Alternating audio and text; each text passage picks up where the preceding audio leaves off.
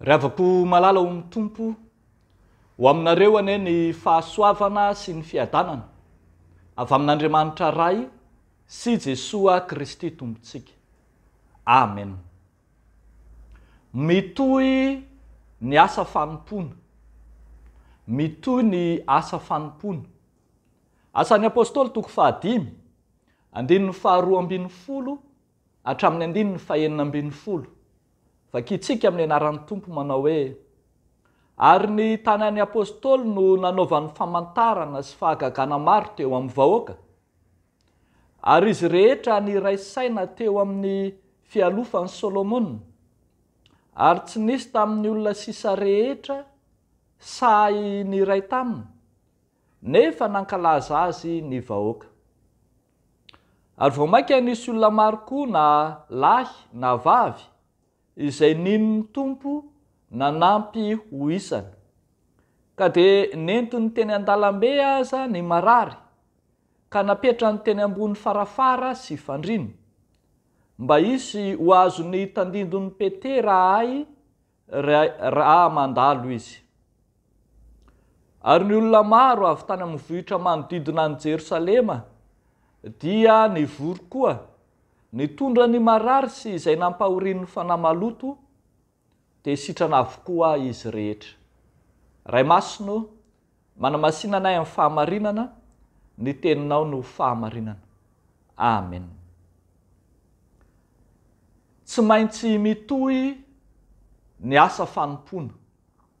Zany no asongadiny ty mofonainantsika nyty ry havako. Hitantsika eto fa tafiditra tao amin'ny tempolon'i Jerosalema sy teo ambany fialofan'ny Solomona mihitsy ny fivavahana kristianina. Azo lazaina zany fa nahazo laka tao an-drenivohitra ny finoana kristianina. Izay tokony ho tsy haivitsika nefa dia ny toe-javatra sy ny fizahan-toetra nahazo ny fiangonana voalohany. Toa fiangonana nalemilemy, matahotra aza, tsy teo intsony ny Tompo. Fa ny fanahy masina kosa nampahery azy ireo hanohy ny asa fanompona. Na dia izany aza dia hitantsika fa voatsembatsembana mandrakariva ny asa fanompona. Eo ny ramatahora izay ataon'ny manam-pahefana, na ny manam-pahefana jiosy, na ny mpitondra fanjakana zany. Fa eo ihany koa ny fisetrafisetran'ny mpanao ratsy, na ny olony ratsy tafiditra ao am-piangonana, tahaka izay nataon'ry Ananiasy sy Safira. Hitantsika manomboka amin'ny andininy voalohany zany. Na inona toe-javatra manamaloka ny fiangonana dia ambara fa tsy maintsy mitohy ny asa fanompona. Eto ary dia hitantsika fa miazakazaka izay tsy izy ny firoborobon'ny fiangonana. Hoy ny ambarany andininy 4:40 hoe: ary vao maika nisy olona maro koa na lahy na vavy izay nin'ny Tompo nanampy ho isany. Nanao famantarana na fahagagana maro sesilany ny apôstôly, nanasitrana marary, namoaka demonia, ary tonga ny azakazaka nanatona azy ireo ny vahoaka rehetra, mitondra ny marariny. Ary misy aza nanana fanantenana fa na dia ny aloka na ny tandindon'ny Petera fotsiny aza no mandalo dia ho sitrana izy.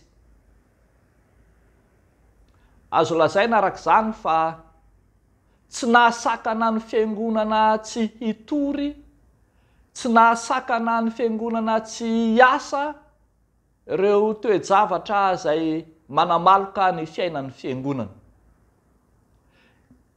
Etsakilan'izany kosa mifanohatra amin'izany tanteraka, ireo asa izay aseho, asa famantarana sy fahagagana, dia maneho mandrakariva fa tsy ripetera no mahery na matanjaka fa ny tompo mihitsy no momba azy.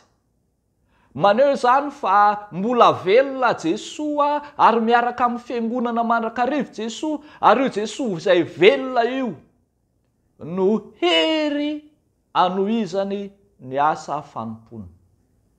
Izay miaraka amin'ny Jesoa dia mahomby, izay miaraka amin'ny Jesoa dia miasa, izay miaraka amin'ny Jesoa dia mampiorina finoana. Rehavako malala ao amin'ny tompo,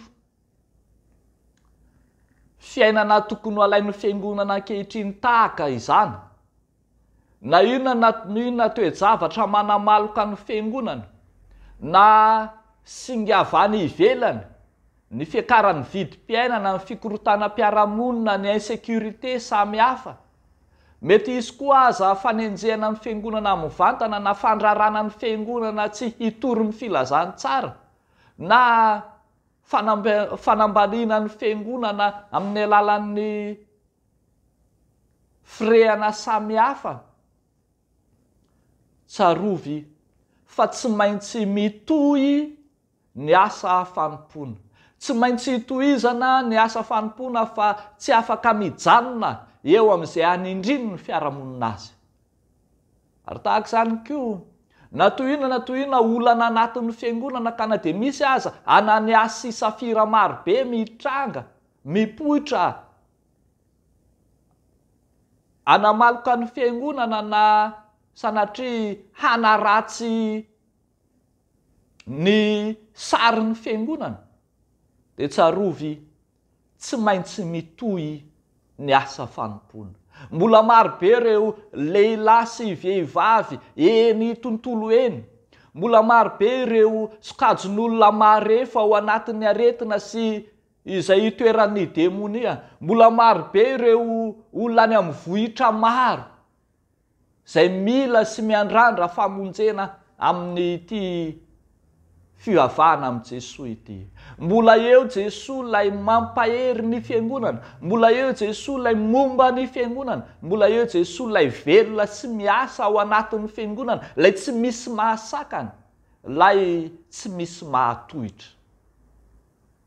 Izay fiangonana manana an Jesoa dia fiangonana tsy mipetra-potsiny fa fiangonana miasa mandrakariva, manohy ny asa an Jesoa hatrany araka ny teny izay efa nambarany, fa izay mino ahy ny asa tokony ataony koa. Ry fiangonan'Andriamanitra malala, mitsangana, mijoroa, asehoy fa manana an Jesoa isika, aza manaiky ho resy, aza manaiky ho ampandrin'ny asany ratsy ka hiemotra na sanatria iverin-dalana amin'ny finoana mihitsy. Asehoy fa izay manana an Jesoa tsy maintsy mandroso. Dia hamirapiratra ny filazantsara, tsy noho ny aminao, tsy noho ny amintsika, fa noho ny amin'ny Jesoa izay momba ny fiangonana mandrakariva. Dia n'Andriamanitra irery ny voninahitra. Amen. Hivavaka isika ry havako. Endre mahagaga ny fitondranao Andriamanitra ao amin'i Jesoa Kristy zokinay, fa natohina hery mampandemy ny sain'ny fiangonana, ny kristianina, na ireo antsojay samy hafa ivelany sy anatin'ny fiangonana, dia mbola eo ianao Jesoa mampahery momba ny fiangonana, miasa ary manao izay hampandroso mandrakariva ny filazantsaranao. Misaotra anao zahay fa efa notaominao ka voataona ary afaka mijoro vavolombelonao na amin'ny teny na amin'ny asa. Da io ary Tompo ny asa fanompona eo anivon'ny fiangonana, eo anivon'ny sampana, eo anivon'ny fikambanana kristianina samy hafa, eo amin'ny seha-panompona maro izay efa niantsonao sy nividiananao ny tsiraray avy. Da io sy ampaherezy izy ireny tsy emotra amin'ny finoana na dia misy fisakanandalana azy. Dia da io fiangonanao androso amin'ny fahatsarana rehetra, arak'izay efa nifitiananao anay. Dia amin'ny anaranao Jesosy Tompo, anaovanay sy angatanay zany vavaka izany misaotra Tompo. Amen.